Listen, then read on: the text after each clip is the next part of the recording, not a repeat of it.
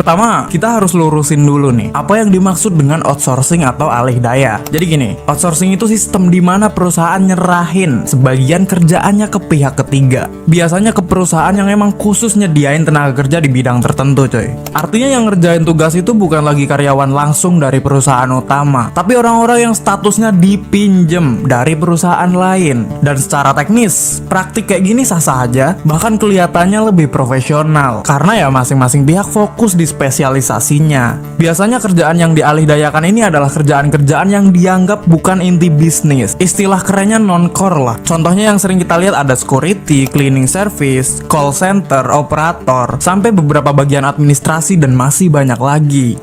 Terus kenapa bagian ini yang dilempar keluar? Jadi gini, walaupun perusahaan nganggap sektor ini penting, tapi sektor ini tuh bukan penentu utama profit mereka, Pak. Makanya daripada energi dan biayanya kepake buat ngurus hal-hal pendukung kayak gini, mending mereka fokus ke bisnis utama yang udah jelas lebih bisa ngasilin profit. Jadi dari sisi perusahaan, pola pikirnya simple nih. Ngapain gue ribet ngurusin karyawan dari A sampai Z kalau ada pihak yang bisa handle semuanya? Karena kalau lu punya karyawan tetap, itu bukan cuma soal gaji, ada tunjangan, ada BPJS atau asuransi kesehatan, ada bonus, ada pelatihan, bahkan ada kewajiban jangka panjang kayak pensiun dan yang lainnya. Belum lagi kalau kita ngomongin konflik kerja, yaitu semua jadi tanggung jawab langsung perusahaan.